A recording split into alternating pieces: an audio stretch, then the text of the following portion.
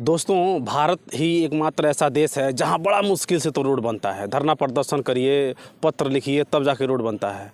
और उसके बाद रोड बनने के बाद ये जो जल निगम के लोग हैं, ये लोग आकर खोद करके पाइप डालते हैं और पानी का व्यवस्था करते हैं। चलिए, बहुत अच्छी बात है। आपको बता दूं मैं कि 7-8 महीना पहले यहाँ पानी का लीकेज हो रहा था और उसको जो है खोद करके और देखा गया। और फिर जो है 6 महीना तक इस गड्ढे को ऐसे ही छोड़ दिया गया था खोदने के बाद। और उसके बाद 6 महीना के बाद फिर आए लोग, फिर जांच किए, फिर खोद करके गड्ढा को छोड़ दिए हैं। ऐसे ही गड्ढा ये पड़ा हुआ है। थोड़ा इधर से दिखाइए। आपको बता दें, ये रोड के एकदम बीच में है, थोड़ा सा रोड के बगल में है। ये रोड है, ये जो हाईवे से जो है करमैना की तरफ, करमैनी की तरफ जाता है। और ये इस रोड पे हमको लग रहा है कि हज़ारों लोग पर डे आते जाते हैं। और ये बताइए, ठंडी का समय है, यदि किसी व्यक्ति की बाइक, साइकिल या कोई भी चीज़ यदि डिसबैलेंस होता है या फिर किसी कारण वो अगर साइड लेता है और इस गड्ढे में गिर जाता है, तो इसका जिम्मेदार कौन होगा?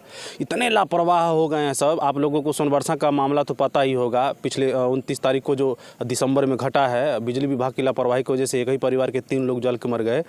अब यहाँ पे मान के चलिए, बगल में यहाँ पे 50 मीटर के बाद गांव शुरू होता है। यदि कोई बच्चा खेलते इसमें गिर गया, हाथ फ्रैक्चर हो गया, पैर फ्रैक्चर हो गया, कोई रात में गाड़ी लेके आ गया, इसका जिम्मेदार कौन होगा?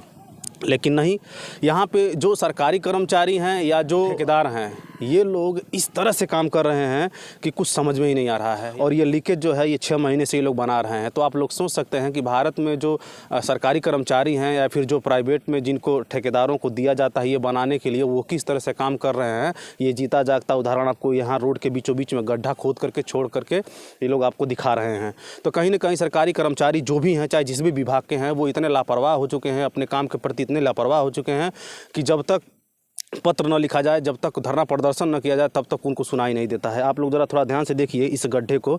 और इस गड्ढे को मैं अभी आज की बात नहीं है, मैं ऐसे ही नहीं बना देता। इस गड्ढे को आप लोग थोड़ा सा ध्यान से देखिए।